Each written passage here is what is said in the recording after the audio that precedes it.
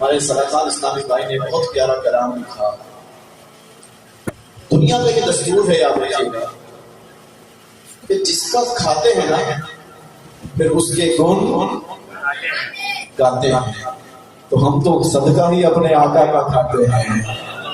تو شاعر نے کہا نا کہ تیرا کھاما میں تیرے گیت گاواں یا رسول اللہ، تیرا کھاما میں تیرے گیت گاواں یا رسول اللہ، تیرا میلاد میں کیوں نہ مناواں یا رسول اللہ. میلاد کس نے نہیں منایا تھا بھائی؟ میلاد تو ابلیس نے نہیں منایا تھا، باقی تو سبھی تو خوشیاں منا رہے ہیں سوائے ابلیس اور ابلیس کے چاہنے والوں کے. باقی تو سبھی خوشیاں منا رہے ہیں. مل کر جا رہا ہے سرکار کی آمد، آقا کی آمد، نبی کی آمد، امی کی آمد، آخری نبی کی آمد، آقا اکبر کی آمد. جس کا میلاد منا رہے ہیں نا، اس کا میلاد منانے کا حکم تو خود اللہ نے ارشاد فرمایا ہے. ہاں اپنی طرف سے بیان نہیں کر رہا، رب کا پاک کلام سنو. اللہ تبارک و تعالیٰ قرآن مجید فرقان حمید میں ارشاد فرماتا ہے قل بفضل اللہ وبرحمتہ فبذلک فلیفرحوا. اللہ ارشاد فرماتا ہے قل، اے محبوب آپ فرما دیجیے، اے محبوب آپ فرما دیجیے. ایک ہوتی ہے بات عام زبان میں، ایک بات کرنا ہے، ٹھیک ہے. ایک بات ہوتی ہے میری آپ کے سامنے کوئی بات بیان کرنا، اور ایک ہوتی ہے بات کہ بندہ کسی بڑے سے، کسی چاہنے والے سے، کسی اپنے بہت خاص بندے سے کہے کہ بات تو میری ہے لیکن کر ذرا تم دو. اعلیٰ حضرت سمجھاتے ہیں کہ یہ تو بڑا عشق والا انداز ہے، اور کتنا پیارا انداز ہے. اعلیٰ حضرت فرماتے ہیں کہ اللہ کو اپنے حبیب کا کلام اتنا پیارا لگتا تھا، اس کی گفتگو اتنی سونی لگتی تھی کہ کل کہہ کے اپنی بات بھی لب سے تیرے سنی، کل کہہ کے اپنی بات بھی لب سے تیرے سنی، کیونکہ اللہ کو اتنی تیری گفتگو پسند. اے سونے محمد، اے پیارے مصطفیٰ، آپ کی گفتگو آپ کے رب کو اتنی پسند ہے کہ اب آپ کے رب نے اپنی بات بھی آپ کے منہ سے بیان کرنا یہ پسند فرمایا. تو اللہ نے قرآن میں ارشاد فرمایا قل بفضل اللہ، آپ کہہ دیجیے. کیا فرمایا، کیا کہیں گے؟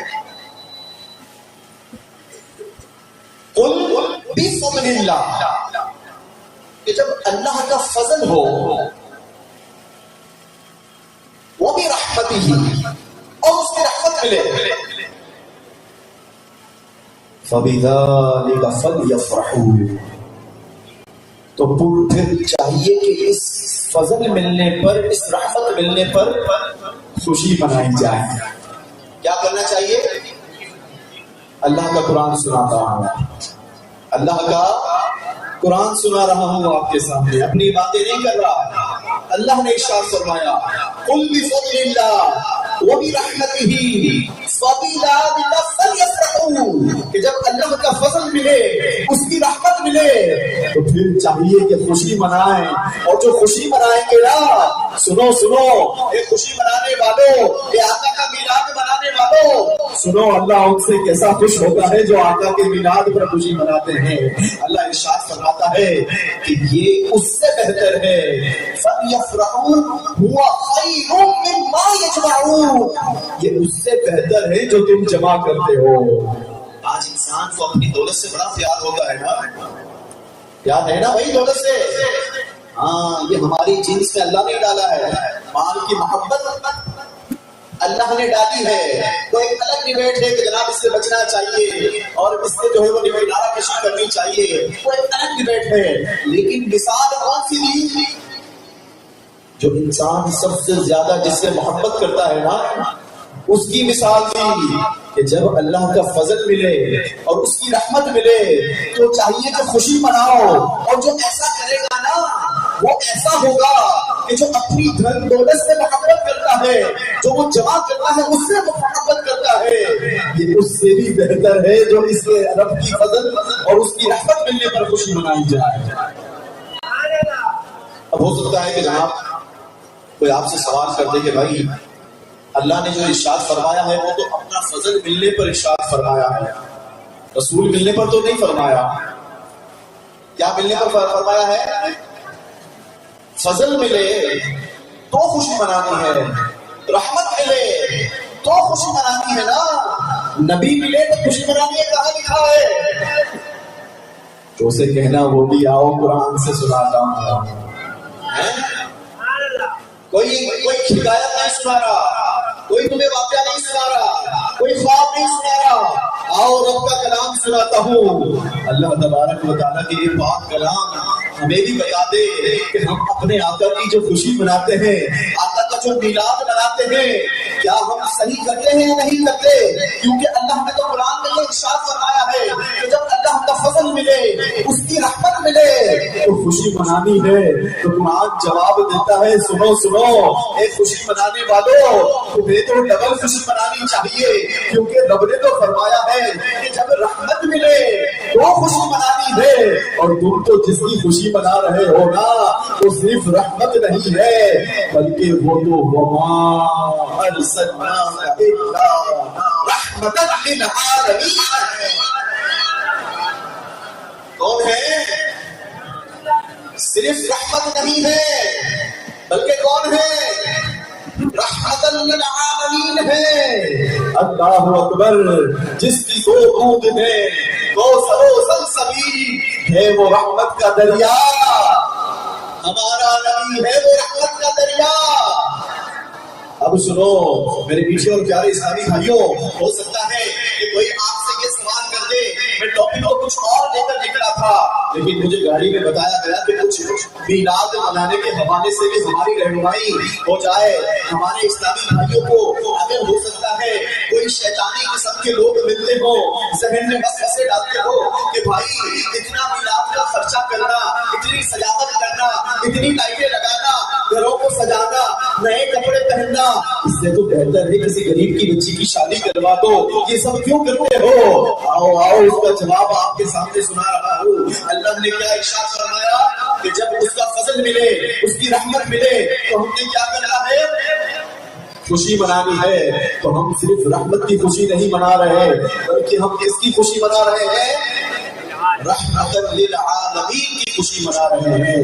اللہ اکبر. اچھا ہو سکتا ہے کہ جب آپ کسی کے سامنے یہ جواب دینا وہ سامنے سے جواب اٹھا دے کہ جناب ٹھیک ہے خوشی منانی تھی، تو آ کر یہ اتنے بڑے بڑے جلوس، اتنے بڑے بڑے میلاد کے اجتماع، اتنے بڑے بڑے پروگرام کیوں کرنے تھے؟ گھر میں بیٹھ کر خوشی منا لیتے ہیں، اللہ کا شکر ادا کر لیتے. کیوں لوگوں کو پریشان کیا ہے؟ کیوں اتنا شور شرابہ کیا ہے؟ اور اس کا جواب بھی قرآن سے پوچھتے ہیں. اے اللہ کی پاک کلام، اے اللہ کی پاک کتاب، ذرا ہماری رہنمائی کر. یہ جو ہم اپنے نبی کا چرچا، اپنے نبی کی آمد کا جشن یہ جو دھوم دھام سے مناتے ہیں، کہیں ایسا تو نہیں کہ شریعت کے خلاف ورزی ہو رہی ہے؟ قرآن کہتا ہے نا نا. اللہ ارشاد فرماتا ہے وَأَمَّا بِنِعْمَةِ رَبِّكَ فَحَدِّثْ. کہ اللہ کی نعمت کا خوب چرچا کرو. جب اللہ کی نعمت ملے، اس کی رحمت ملے تو کیا کرنا ہے؟ خوشی منانی ہے، اور خوشی کہاں منانی ہے؟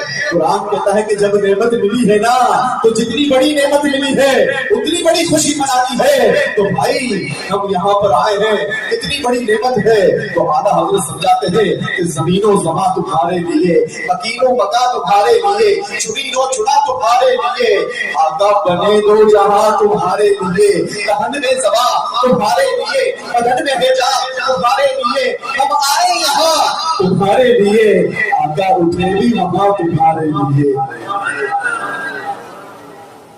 جیسی خوشی منانی چاہیے نا، ایسا تو ہم ادا کر بھی نہیں سکتے۔ اچھا بہت سارے لوگوں کا یہ سوال ہوتا ہے کہ جناب اگر یہ خوشی منانا جائز ہوتا، اگر یہ درست ہوتا تو پھر صحابہ بھی خوشی مناتے ہیں، صحابہ بھی خوشی مناتے، بزرگوں نے تینوں نے بھی خوشی منائی ہوتی۔ تو آؤ آج میں صحابہ کا بھی انداز بتا دیتا ہوں۔ صحابہ کیا فرماتے ہیں؟ کتاب کا نام ہے النعمۃ الکبریٰ علی العالم فی مولد سیدی ولد آدم، نعمت کبریٰ، اور یہ آج کی لکھی ہوئی کتاب نہیں بلکہ 1000 سال پرانی کتاب ہے، نعمت کبریٰ۔ امام ابن حجر مکی شافعی رحمۃ اللہ تعالی علیہ نے لکھا، آپ فرماتے ہیں اسلام کے پہلے خلیفہ حضرت ابوبکر صدیق رضی اللہ تعالی عنہ فرماتے ہیں من انفق درہما علی قراءۃ مولد النبی صلی اللہ علیہ وسلم کان رفیقی فی الجنہ۔ اے میلاد منانے والوں، اے آقا کی میلاد کا جشن منانے والوں، سنو افضل البشر بعد الانبیاء بالتحقیق، حضرت سیدنا صدیق اکبر رضی اللہ تعالی عنہ فرماتے ہیں کہ جس نے نبی پاک صلی اللہ تعالی علیہ وسلم کی ولادت کی خوشی منائی، میلاد منایا اور اس پر 1 درہم خرچ کیا، وہ جنت میں میرا ساتھی ہوگا۔ آؤ اسلام کے دوسرے خلیفہ سے بھی پوچھتے ہیں، اے عمر فاروق ذرا آپ بھی تو فرمائیے، آقا کی میلاد منانا کیا ہمارا یہ انداز درست ہے؟ تو حضرت عمر فرماتے ہیں سنو وقال عمر رضی اللہ تعالی عنہ من عظم مولد النبی صلی اللہ علیہ وسلم فقد احیا الاسلام۔ حضرت عمر نے فرمایا کہ جس نے نبی پاک صلی اللہ علیہ وسلم کی ولادت کی تعظیم کی اس نے اسلام کو زندہ کر دیا۔ اسلام کے تیسرے خلیفہ کی طرف بڑھتے ہیں۔ آج دلائل آپ کے سامنے بیان کر رہا ہوں، اپنی طرف سے نہیں، قرآن و حدیث سنائی ہے، قرآن سے پہلے میں نے دلائل لیے ہیں، اب نعمت کبریٰ کتاب ہے، کتاب کا ریفرنس بھی میں نے آپ کے سامنے بیان کر دیا، اگر کوئی کتاب دیکھنا چاہے تو مجھ سے آپ کی کتاب بھی دیکھ سکتا ہے۔ سنو اسلام کے تیسرے خلیفہ حضرت سیدنا عثمان غنی رضی اللہ تعالی عنہ ارشاد فرماتے ہیں وقال عثمان رضی اللہ عنہ من انفق درہما علی قراءۃ مولد النبی صلی اللہ علیہ وسلم فکأنما شہید غزوۃ بدر، کہ جس نے حضرت عثمان غنی رضی اللہ تعالیٰ عنہ نے فرمایا کہ جس نے نبی پاک کی ولادت کی میلاد پر 1 درہم خرچ کیا گویا وہ ایسا ہے کہ وہ غزوہ بدر میں شریک ہوا۔ جس کا نعرہ لگایا ہے نا فیضان مشکل کشا، آؤ ذرا ان کی بارگاہ میں بھی چلتے ہیں، اے مولا علی سے بھی پوچھ لیتے ہیں، آپ تو داماد رسول ہیں، آپ تو نبی پاک علیہ الصلوۃ والسلام کی آل میں سے ہیں، آپ تو پنجتن میں سے ہیں، ذرا ہماری رہنمائی تو فرمائیے، ہم آقا کا میلاد مناتے ہیں، کیا ہمارا یہ میلاد منانا اچھا عمل ہے؟ کیا اس سے ہمیں فائدہ ہوگا؟ کتاب نعمت کبریٰ ہے، حضرت سیدنا امام ابن حجر مکی رحمۃ اللہ تعالی علیہ نے فرمایا وقال علی رضی اللہ عنہ وکرم اللہ وجہہ من عظم مولد النبی صلی اللہ علیہ وسلم وکان سببا لقراءة لا يخرج من الدنیا الا بالایمان ويدخل الجنہ بغیر حساب۔ حضرت علی نے کیا فرمایا؟ اے میلاد منانے والوں جھوم اٹھو، سنو حضرت علی نے فرمایا کہ جس نے نبی پاک کی ولادت کی تعظیم کی اور اس کا وہ دنیا سے ایمان کے ساتھ رخصت ہوگا اور بغیر حساب کے جنت میں داخل ہو جائے گا. اور بزرگان دین کے قول سناؤ. کتاب بڑی پڑی ہے, آج کی کتاب بیان نہیں کر رہا, 1000 سال پرانی کتاب آپ کے سامنے سنا رہا ہوں. امام ابن حجر وقتی رحمۃ اللہ تعالی علیہ وقال الحسن البصری رضی اللہ عنہ وددت ان لي مثلی جبال احد ذهبا فانقذه في قراع من النبي صلی اللہ علیہ وسلم. حضرت حسن بصری رضی اللہ تعالی عنہ نے فرمایا کہ خواہش کرتا ہوں کہ میرے پاس احد پہاڑ جتنا سونا ہوگا اور میں اسے اپنے نبی کی ولادت کی خوشی پر خرچ کر دیتا. مل گیا بھائی, جواب مل گیا. غریب کی شادی کروانی ہے نا تو ربیع الاول کے بعد کروا لینا, ربیع الاول کے پہلے سے کروا لینا. یہ آقا کی میلادی مہینے میں ہی غریب کی بچی کی یاد آتی ہے آپ کو. آپ کے بیٹے کی شادی ہوتی ہے تو اس میں خوشی مناتے ہو نہیں مناتے ہو؟ آپ کے یہاں بیٹے کی ولادت ہوتی ہے, خوشی مناتے ہو نہیں مناتے ہو؟ اس کی تقریب کرتے ہو نہیں کرتے؟ لوگوں کو دعوت کھلاتے ہو نہیں کھلاتے؟ تحائف کرتے ہو نہیں کرتے؟ لیکن جب بات آتی ہے اس آقا کی, حدیث قدسی ہے لولا لما خلقت الدنیا, اے محبوب اگر میں تجھے نہ بناتا تو کائنات نہ بناتا, دنیا نہ. اس آقا کے میلاد کی خوشی مناتے ہیں تو تمہیں غریب کی بچی یاد آتی ہے. نہ ہونا آج مل کر نیت کر لو کہ آقا کا میلاد بھی منائیں گے اور کچھ بچ کے منائیں گے انشاءاللہ. زور سے نعرہ لگائیں سرکار کی آمد.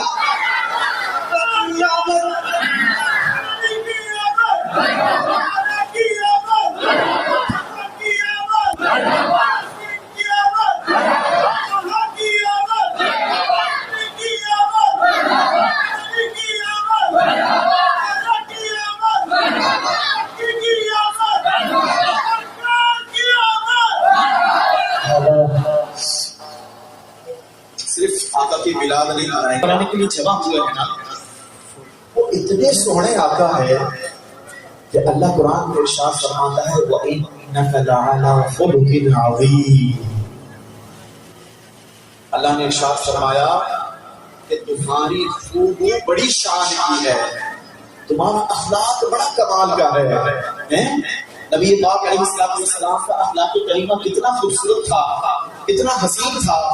بچے بیٹھے ہوئے ہیں, پیارے بچوں واقعہ سنو گے, خاموشی سے سنو گے, غور سے سنو گے. آؤ آپ کو آقا کی زندگی کا ایک بڑا زبردست واقعہ سناتا ہوں.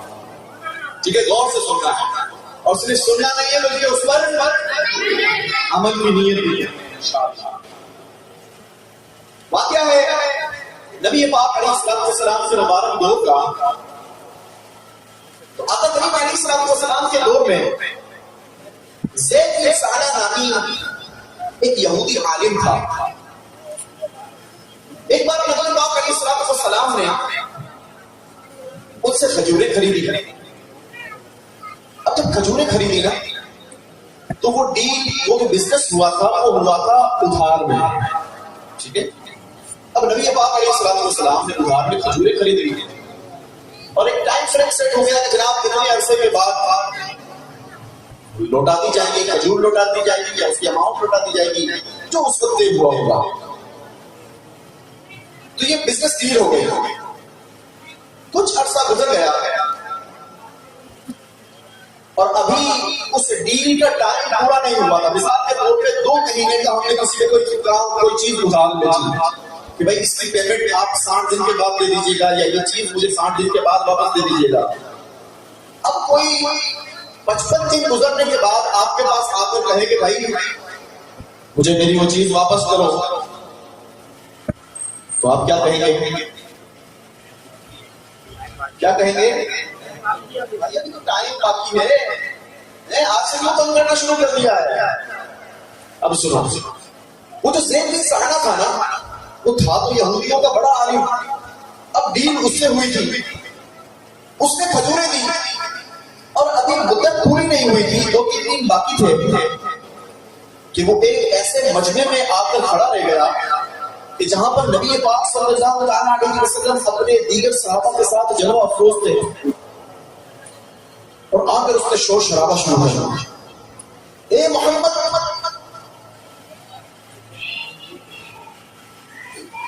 تم سب عبد المطلب کی اولادوں کا یہی طریقہ ہے کہ تم لوگ ہمیشہ لوگوں کے حقوق دبا کر لیٹ جاتے ہو اور ٹائم پر پیسہ واپس نہیں کرتے ہو۔ مجھے بتاؤ کہ اگر اس کی جگہ پر ہم ہوتے تو کیا کرتے ہیں؟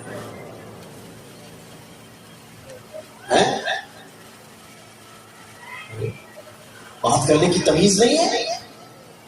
میں نے تیرے ساتھ بزنس کیا ہے، کوئی تو نے مجھ پر احسان نہیں کیا، میں تو جانتا نہیں ہے، تو میرے جاننے والوں کے درمیان آ کر مجھے آنکھیں دکھاتا ہے، ناجائز مجھ پر چیختا ہے۔ چیخنا چلانا غصہ کرنا ہم اپنا حق سمجھتے ہیں، لیکن سنو نبی پاک کا انداز کیسا تھا۔ حالانکہ وہ بات بالکل غصہ دلانے والی تھی، ٹائم پورا نہیں ہوا، وقت پورا نہیں ہوا، جو بزنس ہوا تھا وہ ڈیل ابھی پوری کلوز نہیں ہوئی تھی، اس میں 2-3 دن باقی تھے۔ اس سے پہلے آ کر اس نے نبی پاک کا دامن تھام لیا، نہایت عاشق و پکار کے ساتھ بڑے مجمع میں۔ اچھا بھائی بات کرنی تھی تو اکیلے میں آ کر آفس میں بات کر لیتا، میرے چیمبر میں آ کر بات کر لیتا، بڑے مجمع میں بڑی بازار کے اندر تم نے مجھے رسوا کر دیا۔ اب میں بتاؤں گا کہ میں کتنا پاور والا ہوں، اب میں دکھاؤں گا کہ میرا کیا رول ہے، کیا دبدبہ ہے، کہ مجھے جانتا نہیں ہے تو تیرے پیسے تھوڑی مجھے دینے ہیں، میں اتنا بڑا کاروبار لے کر بیٹھا ہوں، اربوں کی ڈیل کرتا ہوں، تو ہوتا کون ہے مجھے تو پیسے مانگنے والا؟ ہمارا یہ انداز ہوتا، لیکن سنو نبی پاک علیہ السلام کا انداز کیسا تھا؟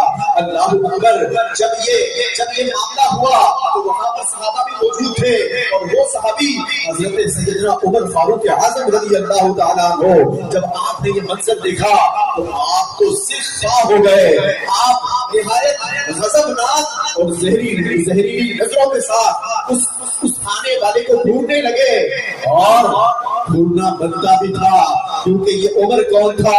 وہ عالم دبدبا کہ کانپتے ہیں کیسرے مصرا، جن سے دین کی شان حضرت فاروق اعظم ہے۔ یہ عمر وہ ہے کہ عمر کافی نبی کو حسب اللہ سے یہ ثابت ہے، شاہد جن پہ قرآن وہ حضرت فاروق اعظم ہے، وہ عمر جن کے دبدبے سے کیسر و کسرا کانپے، وہ عمر نہایت تیزی کے ساتھ کھڑے ہو گئے کہ تیری مجال کہ تو نبی پاک علیہ السلام کو آ کر دکھاتا ہے، ہمارے آقا کو آ کر دکھاتا ہے، تیرے پیسے کتنے بنتے ہیں؟ اللہ اکبر۔ لیکن سنو نہ صرف نبی پاک علیہ السلام نے اپنا حلم کا اظہار فرمایا، بلکہ سیدنا عمر فاروق اعظم رضی اللہ تعالیٰ عنہ کی بھی تربیت کیسی فرمائی۔ نبی پاک علیہ السلام نے فرمایا، اے عمر یہ تم کیا کر رہے ہو؟ حضرت عمر تو بالکل جہاد میں کھڑے ہو گئے، فیس بات تلوار نکال دی، آقا کا اگر ادب مانے نہ ہوتا تو مجھے گردن اڑا دیتا، تو نے میرے نبی سے بات ایسا کیسے کی؟ نبی پاک علیہ السلام نے فرمایا، اے عمر یہ کیا کر رہے ہو؟ اے عمر یہ کیا کر رہے ہو؟ تمہیں تو یہ چاہیے تھا کہ تم مجھے کہتے کہ بھائی اس کے پیسے دینے ہیں تو حضور اس کا پیسہ واپس کر دو، اور یہ تقاضا کر رہا ہے تو اس کو کہتے کہ ذرا آپ طریقے کے ساتھ سوفٹ انداز کے ساتھ اپنی ڈیمانڈ کر لیں، اپنا تقاضا آپ کا بنتا ہے، گرچہ کہ 2 دن کے بعد بنتا ہے، لیکن آپ کا دینا تو ہے نا۔ تو یہ بات نے فرمایا، اے عمر یہ تم نے کیا کیا؟ ایسی تیز نظریں سے دکھا دی، تلوار چیز بھی آقا اس کا انداز۔ اللہ اکبر۔ لیکن نبی پاک علیہ السلام کا علم کیسا تھا، آپ کا صبر کیسا تھا، آپ کا خلق کیسا تھا۔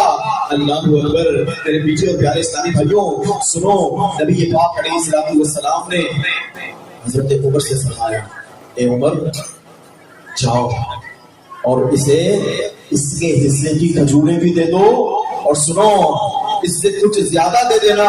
زیادہ کیوں؟ زیادہ اس لیے دے دینا تاکہ تم نے جو تیز نظروں سے اسے پورا لگا اس کا دل دکھا ہوگا، اس لیے اس کو تھوڑی زیادہ دے دینا، اس کی حد سے زیادہ دے دینا۔ اللہ اکبر، نبی پاک کا حکم تھا، نبی پاک کے غلام حضرت سیدنا عمر فاروق اعظم رضی اللہ تعالیٰ عنہ آپ جاتے ہیں، اس کو ساتھ لے جاتے ہیں، جہاں پہ اس کو کھجوریں دی جاتی ہے کہ یہ پکڑو تمہارا حق اور یہ پکڑو ایکسٹرا۔ وہ آنے والا کہتا ہے ایکسٹرا کیوں؟ کہتا ہے میرے آقا نے فرمایا ہے۔ حضرت عمر فرماتے ہیں میرے آقا نے فرمایا ہے، یہ کیوں فرمایا ہے؟ کہا اس لیے فرمایا ہے کیونکہ میں نے تمہیں جو تیز نظروں سے گھورا تھا تو میرے آقا نے فرمایا تمہارا دل دکھا ہوگا، اس لیے نبی پاک نے حکم دیا ہے تھوڑی سے ایکسٹرا دے دینا تاکہ اس کا جو ہے وہ دل یہ بہل جائے، یہ نبی پاک علیہ الصلوۃ والسلام سے محبت کرنے لگ جائے۔ اللہ اکبر، میرے میٹھے اور پیارے اسلامی بھائیوں سنو، اب اس کا فائدہ کیا ہوتا ہے؟ اللہ اکبر، وہ جو آنے والا تھا وہ زید بن ثانی کہتا ہے کہ اے عمر جانتے ہو میں کون ہوں؟ حضرت عمر نے فرمایا نہیں میں تو نہیں جانتا کہ تم کون ہو۔ وہ آنے والا کہتا ہے اے عمر میں تو یہودیوں کا فلاں بڑا عالم ہوں۔ حضرت عمر نے فرمایا پھر تو تمہارے پر زیب نہیں دیتا کہ تم ہمارے نبی سے ایسی بات کرو۔ اور وہ آنے والا کہتا ہے اے عمر میں نے نبی پاک علیہ الصلوۃ والسلام کی نشانیاں اپنی کتابوں میں پڑھ رکھی تھی اور میں نے پڑھ رکھا تھا کہ نبی آخر الزمان کی جتنی نشانیاں ہیں وہ سب میں نے ان میں دیکھ لی تھی، مگر دو نشانیوں کے بارے میں ابھی میرا شش و پنج باقی تھا، ابھی میرا شک میرے دل میں باقی تھا۔ ایک یہ تھا کہ جتنا ان سے جہل کا تقاضا کیا جائے گا، جتنا ان کے ساتھ جہالت والا معاملہ کیا جائے گا، یہ اپنا اتنا بڑا علم ثابت کریں گے، اور جس قدر ان کے ساتھ جہل کا برتاؤ کیا جائے گا اتنا زیادہ یہ صبر کا مظاہرہ فرمائیں گے۔ اے عمر تم گواہ ہو جاؤ یہ نبی برحق ہے، میں بہت ہی مالدار ہوں، میں تمہیں اپنا گواہ بناتا ہوں کہ نہ صرف یہ مال بلکہ میرے پاس جتنا مال ہے اس میں سے آدھا نبی پاک علیہ الصلوۃ والسلام کی امت پر صدقہ کرتا ہوں۔ یہ کہتے ہوئے وہ زید بن ثانا لا الہ الا اللہ محمد رسول اللہ پڑھتے ہوئے دامن اسلام سے وابستہ ہو گئے۔ نعرہ تکبیر، نعرہ تکبیر، نعرہ رسالت، نعرہ رسالت، نعرہ حیدری، نعرہ حیدری، علماء اہل سنت۔ میرے پیچھے ہو گیا اسلام، اس ایک واقعے میں ہمارے لیے بے شمار سیکھنے والی باتیں ہیں۔ آج ہم بھی بزنس کرتے ہیں، آج ہم بھی ٹریڈ کرتے ہیں، آج ہمارا بھی انداز ہے، آج لوگوں سے ہماری بھی ڈیلنگ ہوتی ہے، ہمارا انداز کیا ہوتا ہے؟ ایسا نہیں ہے کہ نبی پاک علیہ الصلوۃ والسلام طاقت نہیں رکھتے، ایسا نہیں ہے کہ نبی پاک علیہ الصلوۃ والسلام کے پاس اتھارٹی نہیں تھی۔ آج پتہ ہے ہمارے معاشرے میں معاف کسے کر دیا جاتا ہے؟ آج ہمارے معاشرے میں معاف اس کو کیا جاتا ہے جس کو ہم پہنچ نہیں سکتے۔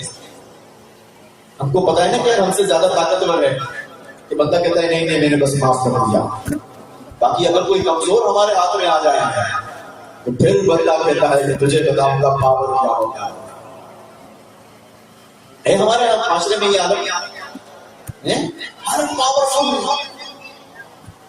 اپنے سے نیچے والے کو دبانے کے لیے بیٹھا ہے، لیکن میرے آقا کا انداز یہ ہے جن کا ہم میلاد منانے کے لیے جمع ہوئے ہیں نا، آج برادری کے نام پر، آج جناب حسب و نسب کے نام پر، آج پیسے کے دم پر، آج پاور کے دم پر، آج اسٹیٹس کے دم پر، آج عہدے کے دم پر، آج جناب اپنے حسب و رسوم کے دم پر بندہ کہتا ہے کہ تجھے بتاؤں گا کہ پاور سے کہتے ہیں۔ میرے آقا کیا انداز تھا، سب کچھ ہونے کے باوجود، دو جہاں کے مالک و مختار ہونے کے باوجود میرے آقا نے زندگی کیسے گزاری؟ پاور کا عالم سناؤ آپ کو کیسا تھا؟ چلو آؤ بچوں سنو، نبی پاک علیہ الصلوۃ والسلام کا پاور کا عالم کیا تھا۔ ایک بار مکہ مکرمہ میں ایک بہت پہلوان تھا، بہت بڑا مشہور پہلوان ہے، آپ اپنے پاور کا عالم بتانا۔ مشہور پہلوان ایسا تھا کہ وہ تھا خاندان بنو ابو ہاشم سے ہی، لیکن اس کے طاقت کا، اس کے شور بازو کا، اس کے روب اور دبدبے کا عالم یہ تھا کہ پورے وادی کے اندر کوئی اس سے کشتی لڑنے کے لیے تیار نہیں ہوتا تھا، سب ڈرتے تھے اس سے، اتنا پاورفل آدمی تھا۔ لیکن اس وقت کا ایک انداز تھا، ایک عالم کا، زندگی گزارنے کا ایک طریقہ کار تھا۔ تو وہ پہلوان ایک بار بکریاں چرا رہا تھا کوہ ادم نامی دامن کے اندر، یہ مکے کے قریب ایک وادی تھی جس کا نام تھا کوہ ادم۔ اب اس وادی کے اندر یہ اپنی بکریاں چرا رہا تھا، اور اس کی بکریاں جب چلتی تھی نا تو انداز یہ ہوتا تھا کہ کسی کو دم مارنے کی وہاں پر جرت نہیں ہوتی جہاں پر اس کی بکریاں چل رہی تھیں۔ اب ہوا کہ ایک بار نبی پاک صلی اللہ علیہ وسلم آپ جناب وہاں سے گزرے،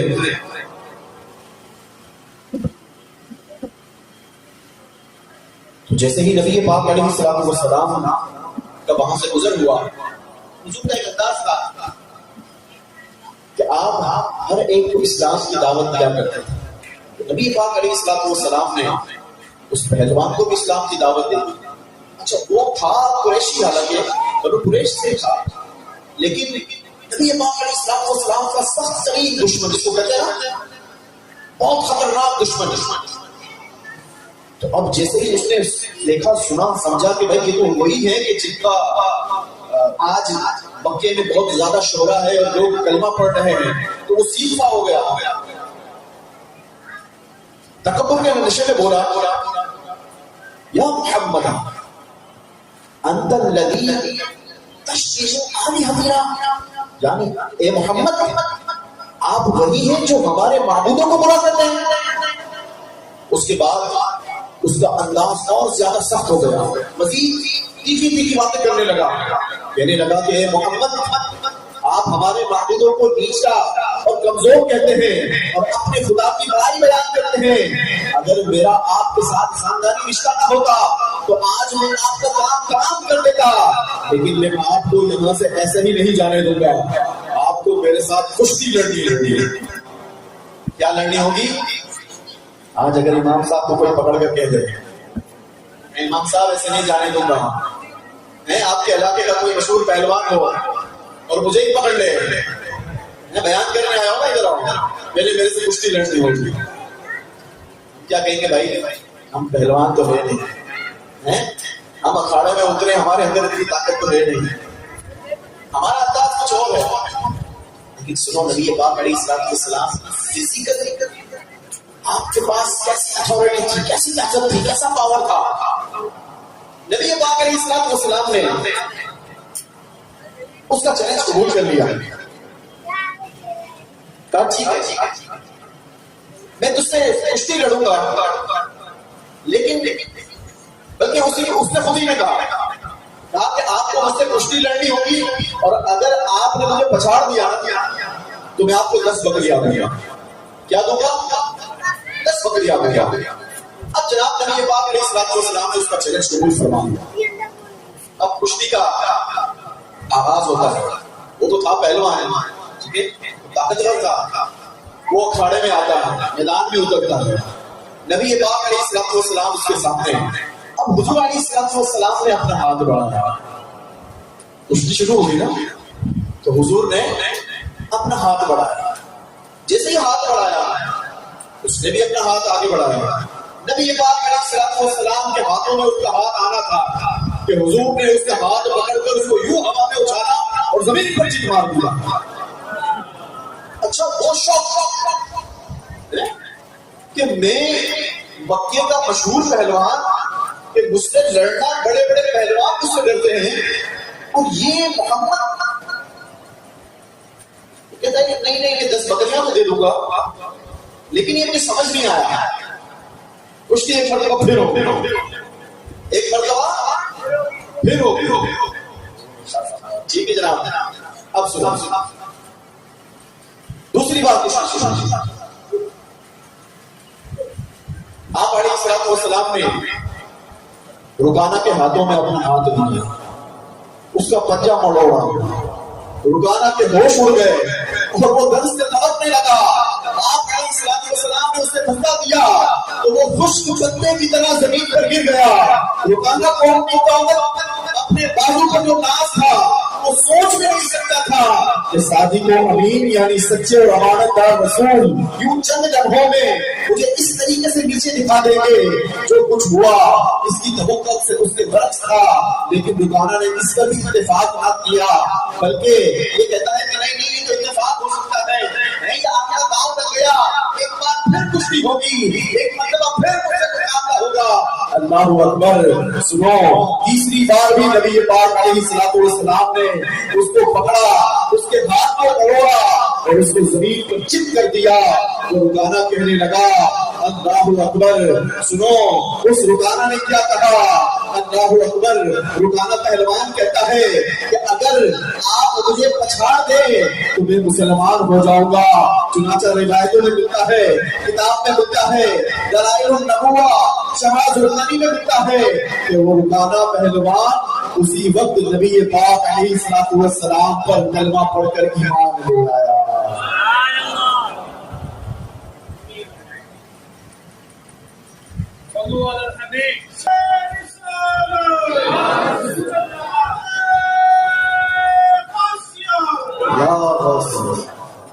برادر اعلیٰ حضرت فرماتے ہیں سب سے اعلیٰ عزت والے، غلب و قہر و طاقت والے، حرمت والے، کرامت والے، تم پر لاکھوں سلام آقا، تم پر لاکھوں سلام۔ بگڑی بناؤ کون سنبھالے، ہائے بھور سے کون نکالے، ہاں زور و طاقت والے، تم پر لاکھوں سلام۔ میرے پیچھے پیارے اسلامی بھائیوں، جس حسد ہم میلاد منانے کے لیے جمع ہوئے ہیں نا، ان کا انداز تو ایسا ہے کہ جب آپ کے در پر دشمن بھی آتا تو آپ اس کے لیے بھی اپنی چادر بچھا دی جاتی ہے۔ آج آقا کا کلمہ پڑھنے والے، آج ہم آقا کا میلاد منانے والے، آج آقا پر ہم اپنی جان نثار کرنے کا دعویٰ کرنے والے، آقا کے اس عمل سے کتنا دور نظر آتا ہے۔ ہمارا غصہ کرنے کا تو ایسا انداز سمجھ آتا ہے کہ ایسا لگتا ہے کہ شاید غصہ تو ہماری ناک پر ہی بیٹھا ہے کہ بس غصہ ملے اور میں دکھاؤں کہ میں کتنا طاقت والا ہوں، میں کتنا غصے والا ہوں۔ آؤ مل کر نیت کرتے ہیں جس آقا کا آج ہم میلاد منانے کے لیے جمع ہوئے ہیں۔ میں نے دو مختصر واقعات کے ذریعے آقا کی سیرت، آقا کی طاقت، آقا کی عظمت، آقا کی شان، آقا کا خلق اور آپ کا صبر بیان کرنے کی کوشش کی ہے۔ میرے میٹھے اور پیارے اسلامی بھائیوں، آج لوگوں کو اللہ پاک نے بے شمار مراتب عطا فرمائے ہوتے ہیں، آج اللہ نے بہت ساری نعمتیں عطا کی ہوتی ہیں، بہت سارے لوگوں کے پاس بہت سارے خدام ہوتے ہیں، بہت سارے ان کے پاس عہدے ہوتے ہیں، اس کے باوجود وہ بات پر اپنے خادم کو، اپنے ماتحت بندے کو، اپنے امپلائی کو، اپنے یہاں کام کرنے والے کو بات پہ جھڑک رہا ہوتا ہے۔ میرے آقا کا انداز کیسا تھا؟ ایک اور نبی پاک علیہ السلام سے سوال کیا گیا کہ یا رسول اللہ صلی اللہ علیہ وسلم یہ بتائیے کہ ہم اپنے خادم کو کتنی بار معاف کریں گے؟ تو نبی پاک علیہ السلام نے شکر جواب کیا بنایا، خاموش ہو جائے۔ پھر سوال دوہرایا کہ آقا ہم کتنی بار اپنے خادم کو معاف کر دیں گے؟ نبی پاک نے دوسری بار بھی کوئی جواب بتا نہیں سکا۔ تیسری بار یہی سوال کیا گیا، حضور ہماری رہنمائی فرمائیں، اگر ہمارے خادم سے، ہمارے امپلائی سے، ہمارے گھر والوں سے کوئی غلطی ہو جائے تو ہم کتنی بار معاف کریں گے؟ حضور نے فرمایا 70 بار معاف کر دو۔ کتنی بار؟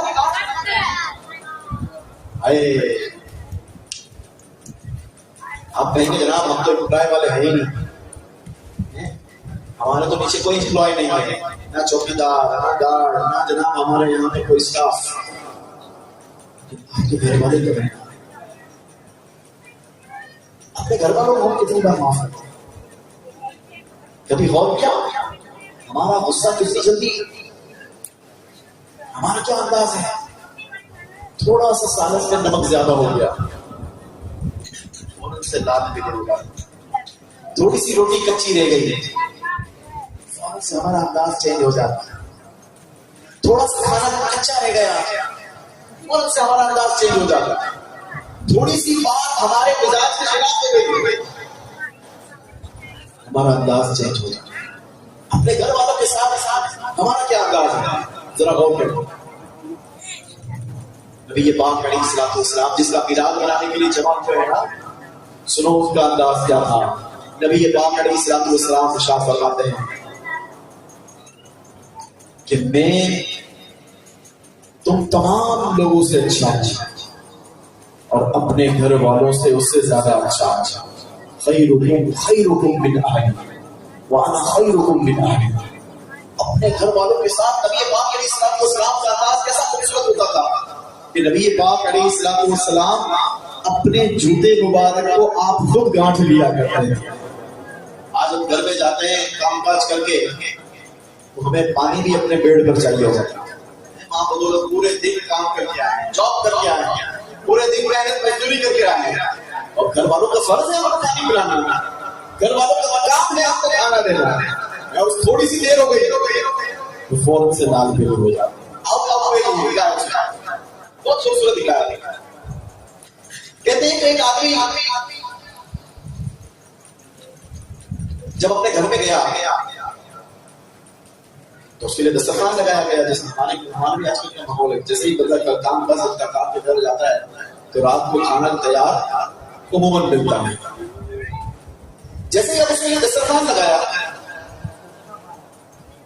تو اب اس نے کھانا شروع کیا۔ جیسے ہی کھانا شروع کیا نا، پہلا ہی لقمہ اپنے منہ کے اندر ڈالا تو اس بندے کے چہرے کا کلر چینج ہو گیا، کیونکہ اس کھانے کے اندر نمک کیونکہ 2 بار ڈل گیا تھا۔ لیکن وہ بندہ جو تھا نا، وہ اپنے اس غصے کو پی گیا۔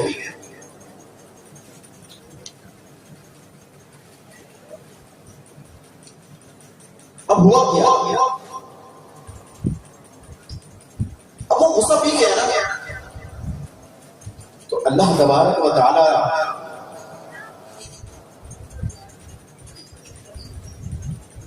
اس کو یہ احساس ہوا یار میری بیوی سے غلطی ہو گئی۔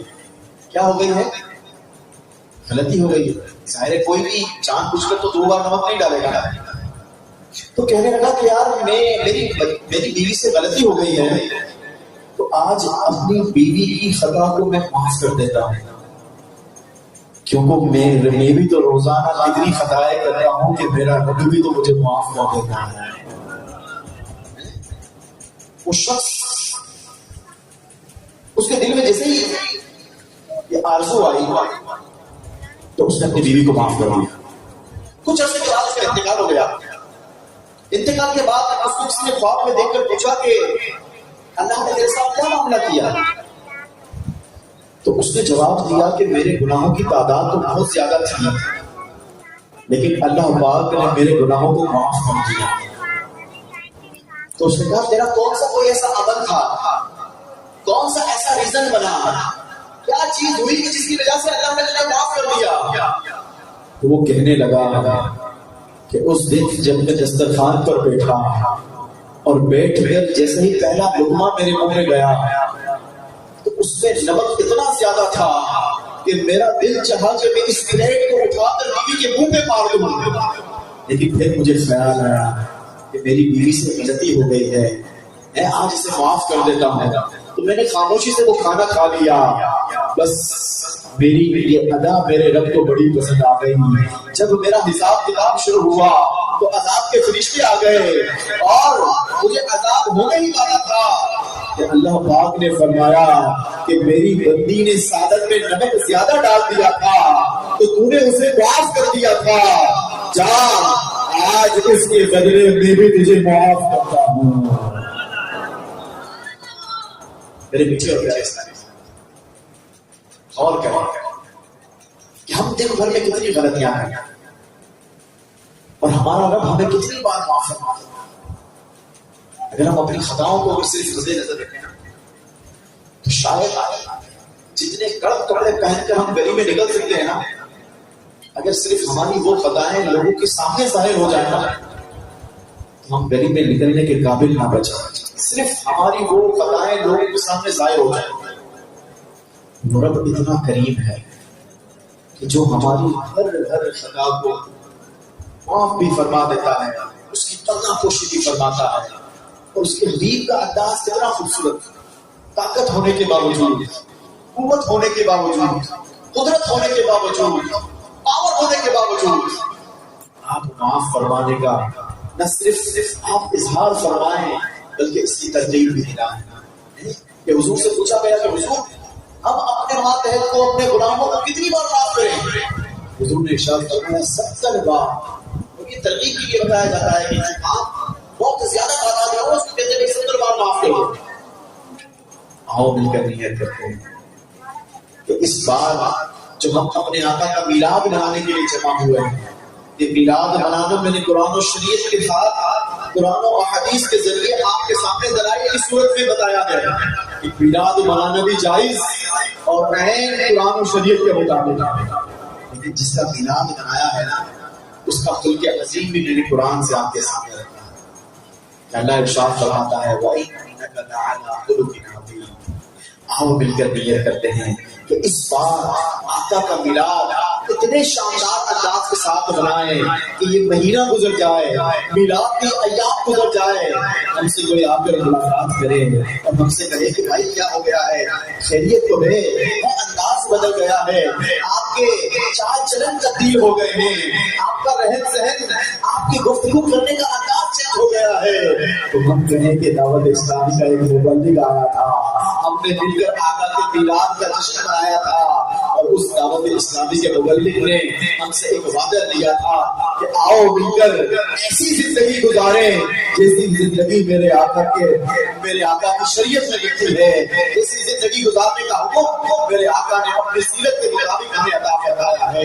تو آؤ مل کر نیت کرتے ہیں کہ انشاءاللہ نبی پاک علیہ الصلوۃ والسلام کی سنت پر عمل کرتے ہوئے زندگی بسر کریں گے۔ ایک اور وعدہ دینا چاہتا ہوں، ایک اور وعدہ۔